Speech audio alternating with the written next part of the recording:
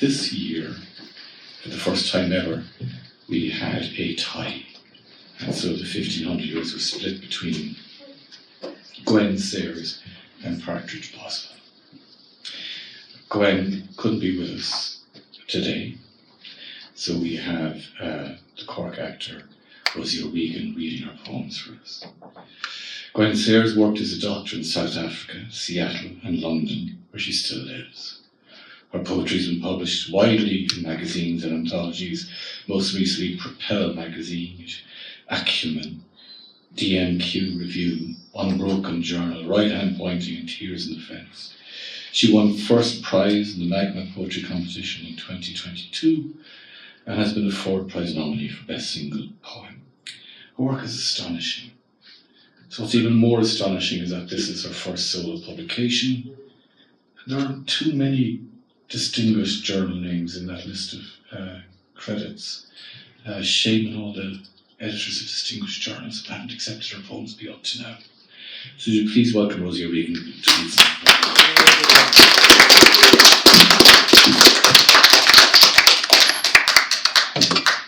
I'd just like to say thanks to Pat for asking me to read on Gwen's behalf. It's been really good for me to spend time with her poems. They're amazing.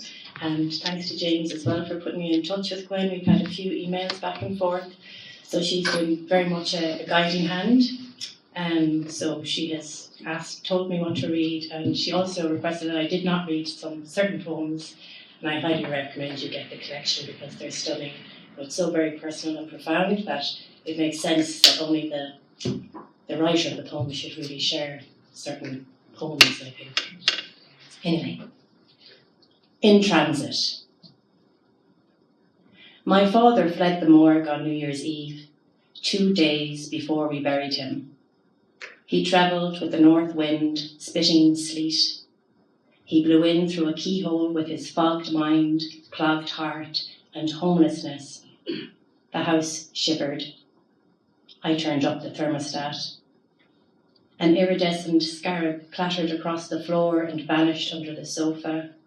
I poured scotch on the rocks, set the glass by the couch, played him a lost violin concerto.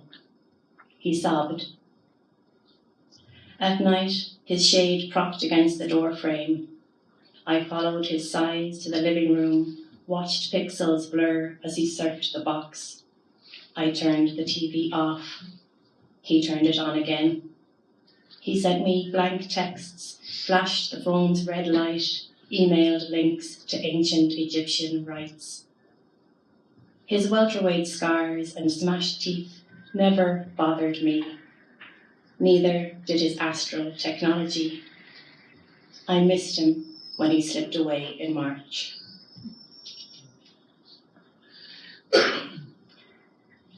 Notes from a Centaur's curator.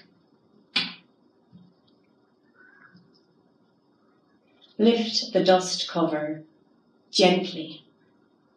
The centaur is old, in bits. You may lose some. His hooves paw straw in a glass case. They kick, comb the feathering with care.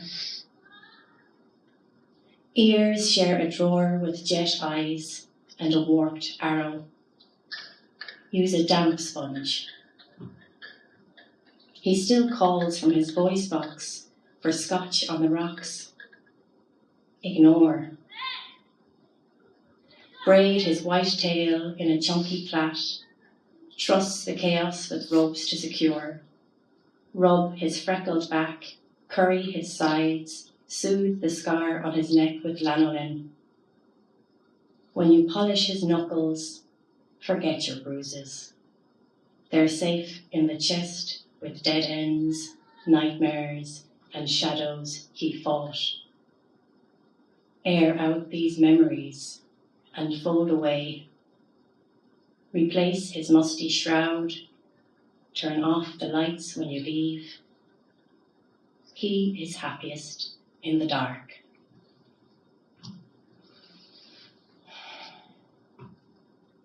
Simulacra. I was 6 when I shifted a curtain, in a dark room at the Waxwork Museum and peered through glass at a woman. I remember hooks and chains, her tattered skirts, pale lips, crimson stains. I thought of her, first time I lifted black tarpaulin, exposed a sallow man, his wrinkled skin, puckered face, closed eyes, all of him sweated formalin. I remember the incision, that opening up, his bloodless vessels, inert nerves, those Latin names I never remembered.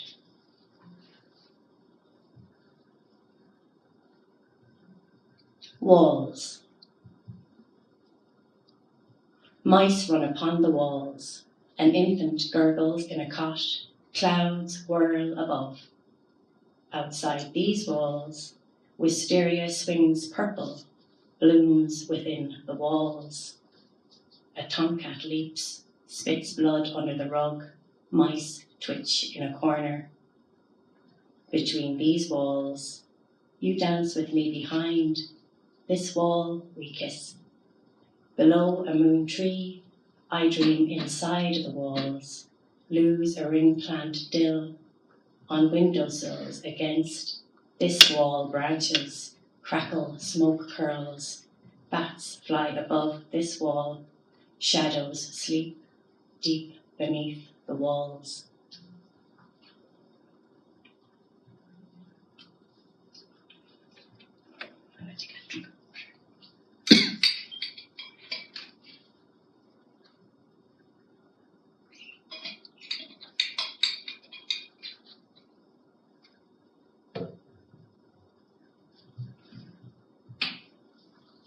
Double exposure.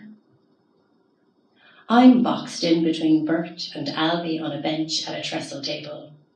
The garden ahead, with its sundial, bird coop and red-hot pokers, climbs towards a brick wall. Albie inches his arm closer. My skin tingles. I glance at his bushy eyebrows, long lashes, patched lip. He clears his throat, offers me an empty laboratory. Bert grabs my hand, shares his dreams of formulae, his Mahler playlist. The sun pitches in, blinding me. Halos of hair glisten around both men's heads. I slide closer to Albie, his familiar emptiness, aromatic aroma. I want to be with Albie, work with Bert, be with Bert, work with Albie, draw a straw, flip a coin, throw dice. Is Albie long or short? Is Bert heads or tails, high or low? While I draw, flip, shake and throw, both ghosts fade into my pile of failed mergers. And this next poem is an acrostic poem written after Paul Klee's Forest Witches. A forest witch passes. Their mother is cushioned in moss, pillowed by mud and falling apart. Pre-night eyes hover over cursing tongues, woodlice crawl below, black teats, branches creak above, gilled hearts, clawed toes. She sprawls among runes, bloodstains, copper sheets, spilled gall, and toad foam.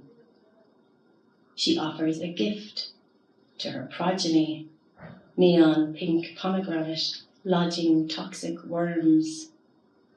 Her son pours colour down her throat and taps his foot.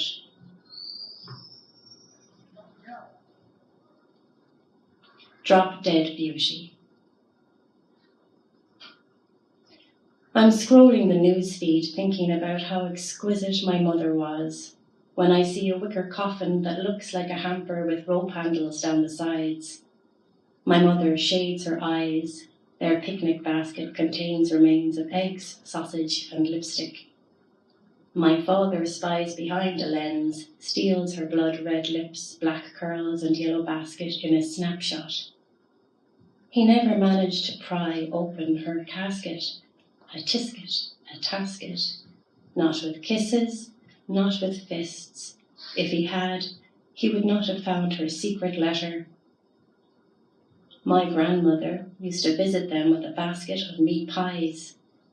She wasn't afraid of wolves. The natural woven coffins on my screen are made of willow, seagrass, cane and wicker, all pictured against scenic beauty. A lake at sunset, a field of bluebells, a forest path. You can click on a colour or type of weave that suits you. Choosing a coffin online is like buying a sofa. The sofa can have an ash or pine frame, grey or green fabric, soft or firm cushions. A wooden casket can be lined with silk or satin, its handles gold or silver finished. And didn't E. E. Cummins ask Mr. Death how he liked his blue-eyed boy? In the end, we have no choice. That's the beauty of it.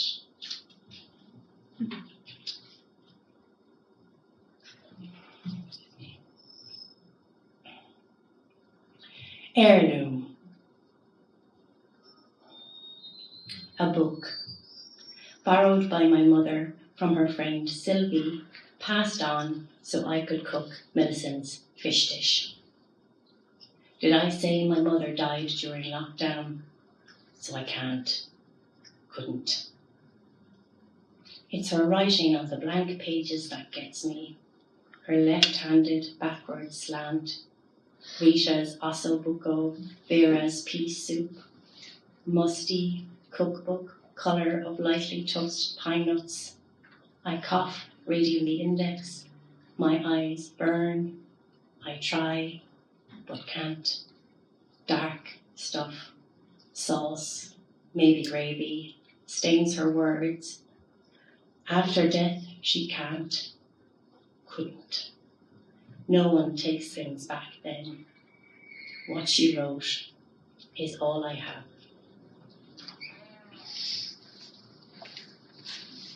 This next one is quite different. You might sense her fear of insects coming through on this one. The ripple effect of locusts. Armour-plated locusts, olive and brown. Speckled wings, jawed legs, exoskeletons. Collisions. Their mandibles, jaws, eating disorders.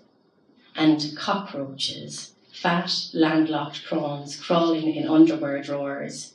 Flying ants, biplanes, drones with cameras, those with black eyes, compound eyes, green eyes, blind eyes, insects that crackle, rattle, scuttle, bang on windows, force their way in, under doors, through cracks, holes in floors, locusts on bookshelves, cicadas behind blinds, the Amazon, Lepidoptera, giant Neuroptera, praying mantis, prayers, Revelation, chapter 9, the horses, faces, teeth, hair, wings, power, locusts crucified on grills, yellow blood splattered on windscreens, large moths bumping on panes, stick insects, hiccup sticks, angled legs, protractors, geometry, daddy long legs, sugar daddies, promiscuous daddies, flying, diving, planes, helicopters, hang gliders, parachutes, clicks in the dark, therapists, desensitization, visualization, locust in the corridor, in this room, on my chair, on my shoulder.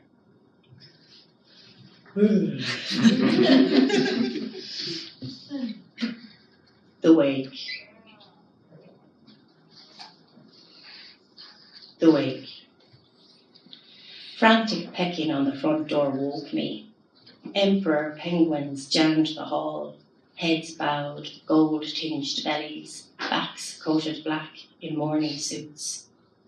My father, grandmother, grandfather, and aunt clasped bouquets under their wings, white lilies wrapped in cellophane, The smell of iceberg clung to them.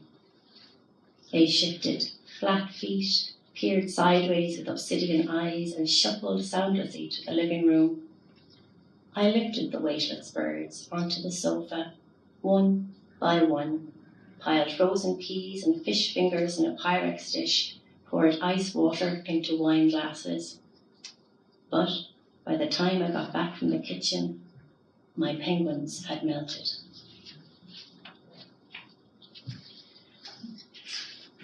And this is the last poem I'll read for Gwen. And thanks again, Pat, for this lovely job. Riptide. I was looking for shells, driftwood, sea urchins, cuttlebones and shrimp in the swash zone when I found you, ambling on pocked sand, splashing through strands of glistening foam. We strolled hand in hand to the end of the beach where a jetty fractures the swell. I left you behind like a sandcastle for kids to knock down, waves to wash away, a full moon to freeze. Although I forgot the colour of your eyes, the sound of your voice, the scent of your skin, you're with me each time I walk on hard sand, taste salt on my lips, feel the tide bathe my eyes.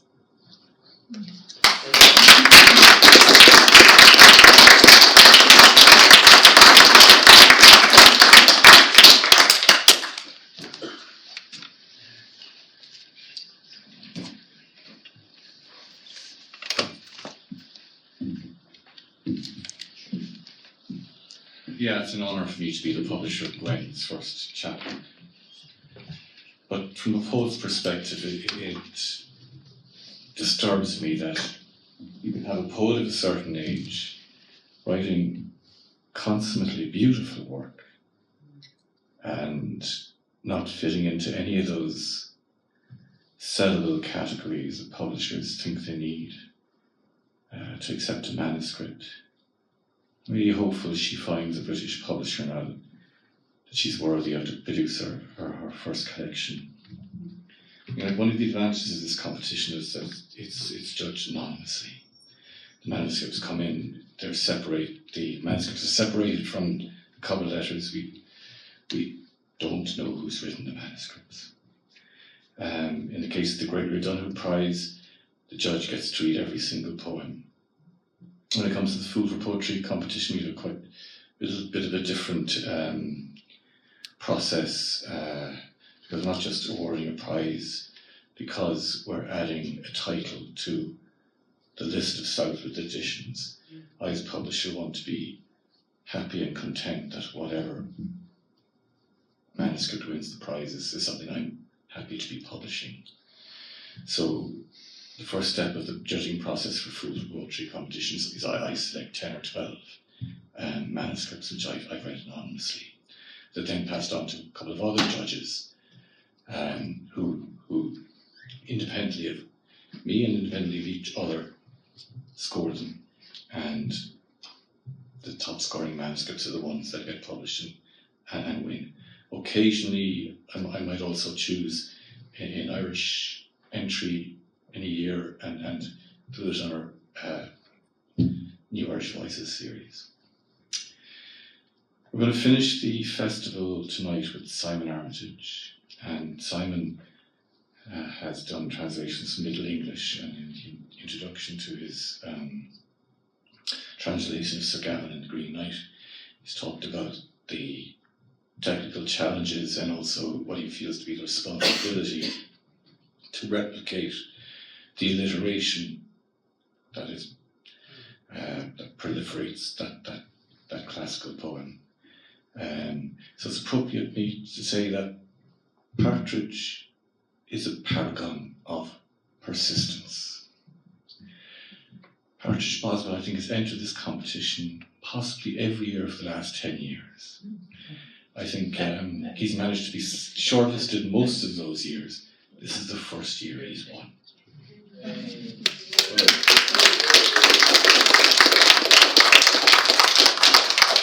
So he's author of the Grolier Poetry Prize winning collection, Some Far Country He's co-founder of the Bookstop Literary Festival and teaches at Valium Society for Education, Arts and Letters in Montreal.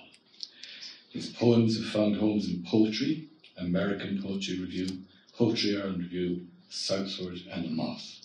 He lives with his family in Vermont and troubadours widely with poetry music group Los Lorcas, whose debut release Last Night in America is available on Thunder Ridge Records. His Sanguaro prize-winning chapbook, Not Yet a Jedi, is also now a thing. Please welcome Partridge Boswell.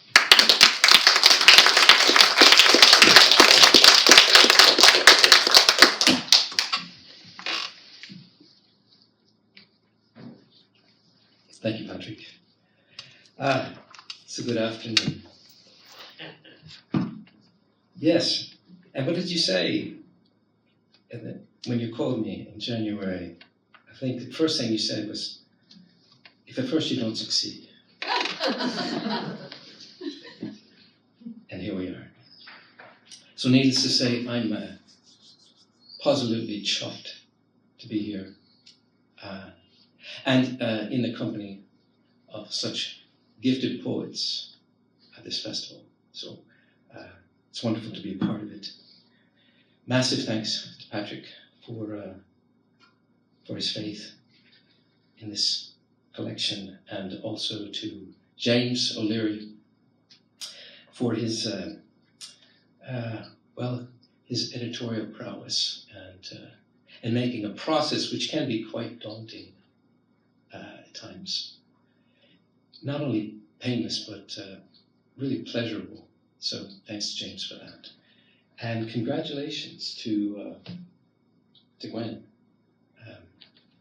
for such a hauntingly beautiful collection. It's reassuring to know you're not the only fool in the room.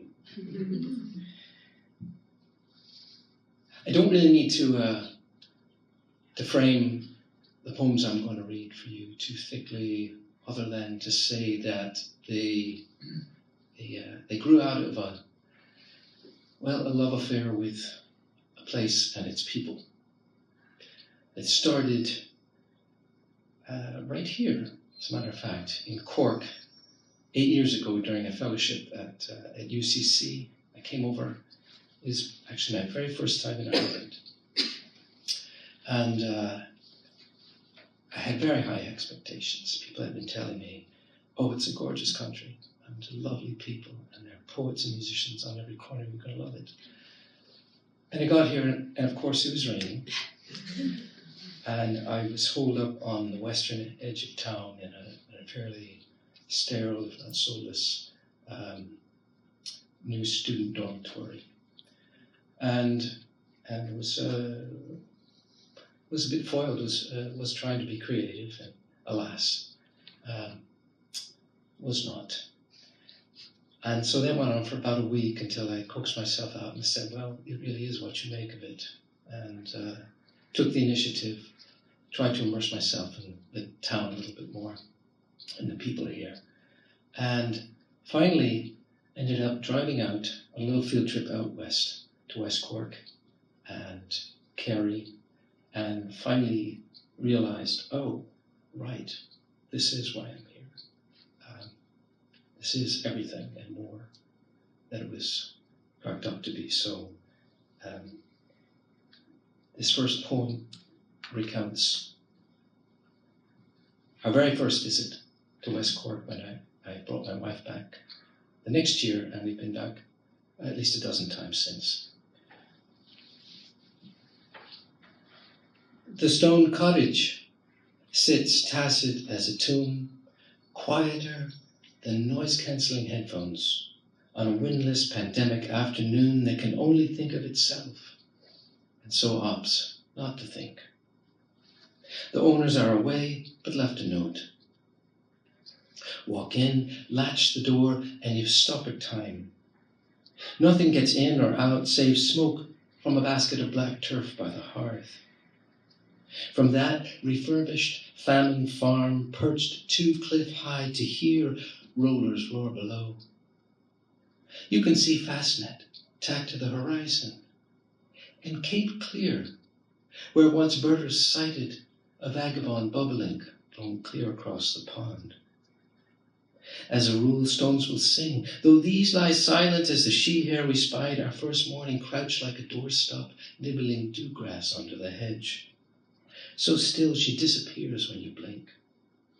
Stone mute as devoted oath-keepers, sworn to archive windward sighs of luck and loss, joy and woe. Stone thick as hay bales, quarried from a gone time, before ignorance and thought light engulfed the barren land with firs, yellow and rueful as athenry, benign and lovely to look at, until you slipped and fell into a copse of it crossing the moor. Then you found other names for it. That day we fell into a new rhythm, old as a fullock feared, resisting an urge to leap up and run outside every time Son's face appeared like a neighbor at the window, begging sugar, offering jam, expecting tea, no urgency. She'd be back in a moment, and again tomorrow. Come morning, a pale horse grazing the slope across the road, horizon in every direction. We folded our secrets and left them beside a spray of hawthorn on the kitchen table. On cool, wet days, a thin braid of peat smoke, threading the sea mist. But only if you live in those parts.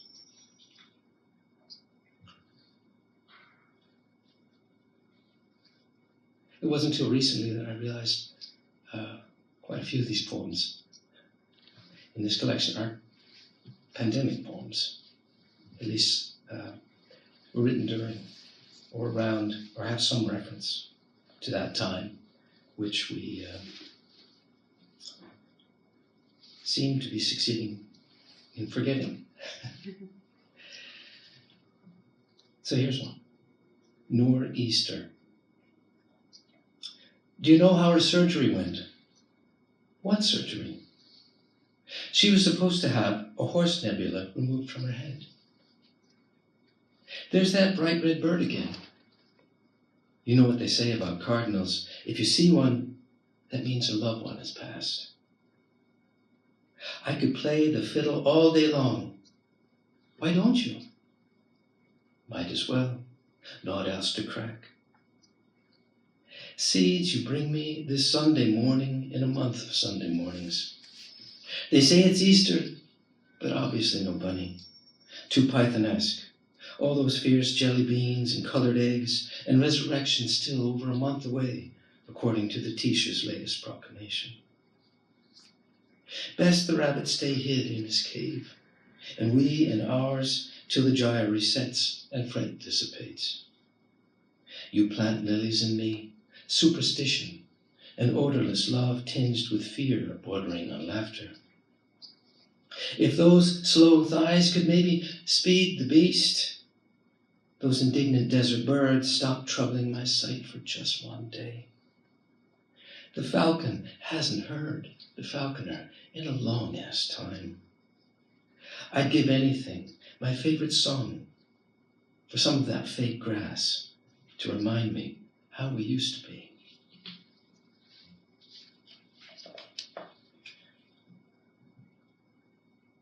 Well, I hear there's a new film about Amy Winehouse, so this next poem is apt. And though part of it is set out in Dingle, its heart is really here, right here in Cork, I feel, for me personally. During that fellowship year, that first time, I ended up, as one of my strategies to mix and mingle, I ended up volunteering with the Cork Midsummer Festival and ushering at a number of venues, including the Farmgate Cafe and Live at St. Luke's, just down the river, and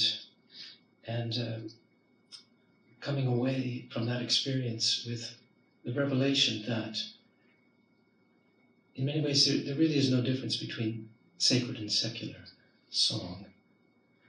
And that was partially the impetus for this poem.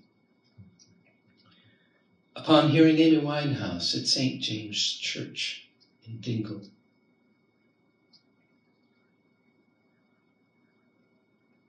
Grief without song could be any stone chapel of loss. Packed with aging villagers lulled reticent as rue by a rope bell's tongue, hemmed by iron gates, and a yew tree lurking mirthlessly beside a burial ground where moss-patinaed saints and earth angels gather round relic icons of threadbare hand-me-down faith. You sit, kneel, stand on your misericord, and eat in Job in the organ belly's drone, sorting your parents' hoarded aggregate. Clothes, pawn and charity shops won't take. Sewing kits, boxes of old Polaroids of anonymous sepia people you wouldn't be here without. File drawers of past taxes, uniforms from the war, wedding dress, unworn shoes unfit for a holy soul, and that's just the tip, to say nil of unspeakable sins in attic and basement.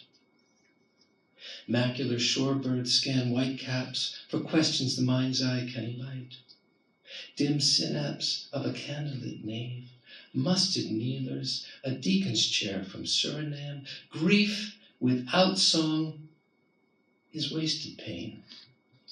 According to patron James, faith in works, in real acts of creation, amplifies our place in salvation's soundtrack louder than wafers, wine, or words of mumbled expiation dissolved on penitent tongues. In your rusted anechoic husk, your veins blood thrum a rushing river hymn, an electric fence of nerves ticking in your cerebellum until silence clears its throat. And from her first chthonic tremolo, it comes as no shock. How from Galway to Summerhill, churches are being repurposed as concert halls by clergy who swear love's lost call note still lingers, runic under the moored murmur of all the services you sat unmoved through. The supernal flatulence of organ bellows at last revised, in fidelity rare as a black velvet angel with spindly legs and mental hair, her aqueous blues beguiling as the B-side of prayer, beside an ocean we couldn't hear, but always knew was there.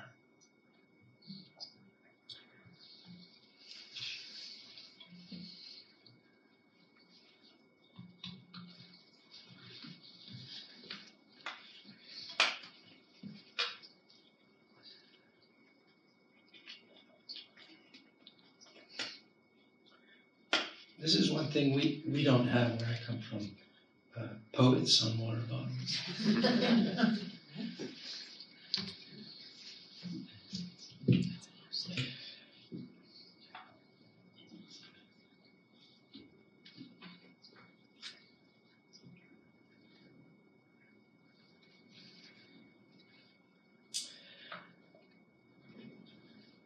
I think I'll read one that's, I believe it's forecast to come out in Southward, number 46 this summer. And if you've ever been out to Sheepset in West Cork, it might resonate with you. The poet's way wends from walled paddocks through a mute glen of seagrass curried by ceaseless susurration, gleaning secrets from a pentameter of countless steps who've passed here, one to the next. And by the time you reach the lighthouse and peer into a tidal crevasse where 3 girls drowned a century ago and so added their names to the cliff's brutal beauty, and see the stray lamb suckling his stray mother where the land ends, and wonder how sheep could wander so far in a shepherd's dream, and what moved people to farm such rocky, desolate slopes where wind tears at mandrake roots, and why still they try, unless perhaps the gale's plaintive howl reminds them every moment to joyfully toss their entire life into the scales of fate. And by the time you pass a small shrine tucked into the cliffside, Our Lady of the Wayside, her open arms and beatific gaze imparting succoring grace to any wayward traveler in need of rest or strength, plodding hungrily up to the car park stone cafe to brave the tour bus crowd after communing all day with metaphysics of wind and sea, the solitary south, a high cairn set in stark relief against the sky. Straining, reaching out to touch what's either light in God's face or the backside of just another cliche. Before your soul can get its bearings and shrink, you leave their safe, complacent numbers behind to amble final miles on legs gone slack, your sun and salt-laced base glowing transfigured by forces no mill or pen can harness, your spirit untamable and wild as white horses galloping across the bay.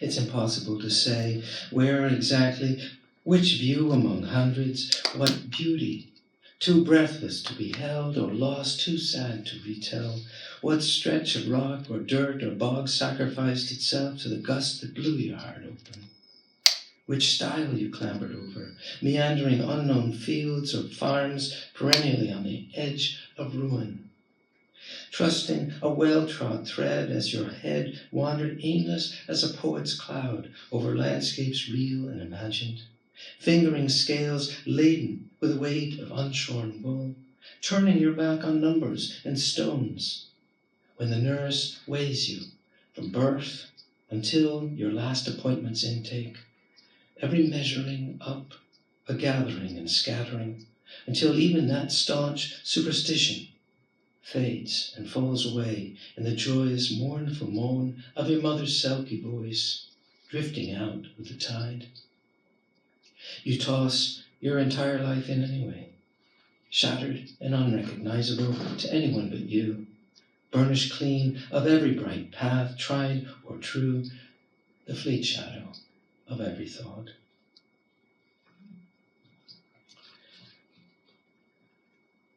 Well, as I was telling Katie just now, recently I've had one of my life's happiest accidents take me by surprise, and that persistence pays off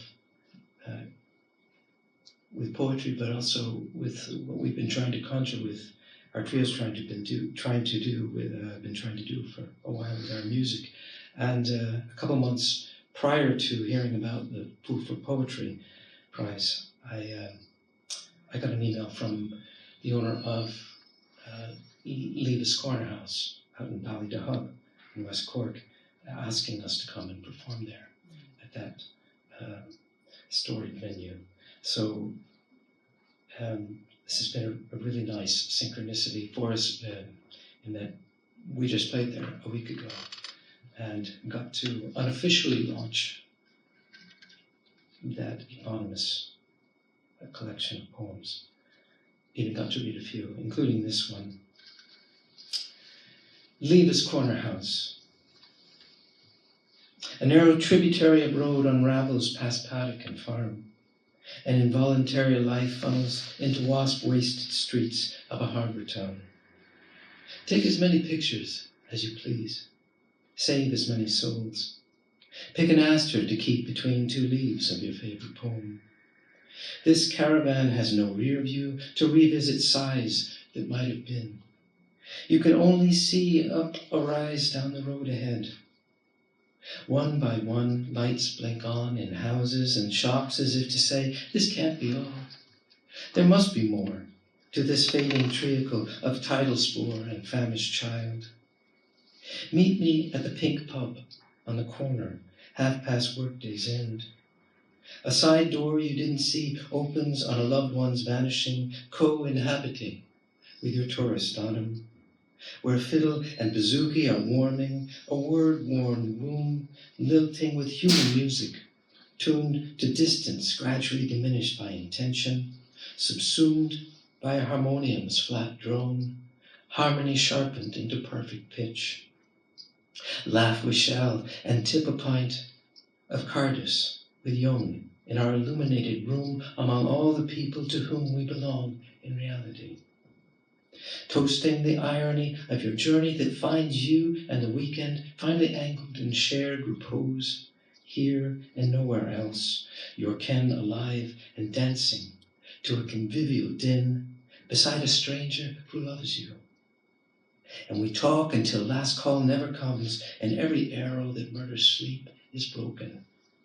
Until we amble home arm in arm without ever leaving, praying to the moon and stars in the burning churches of our bodies without being singed. Behind us, a wordless choir swelling on the Bowron bones of that village, in its hale, pink heart.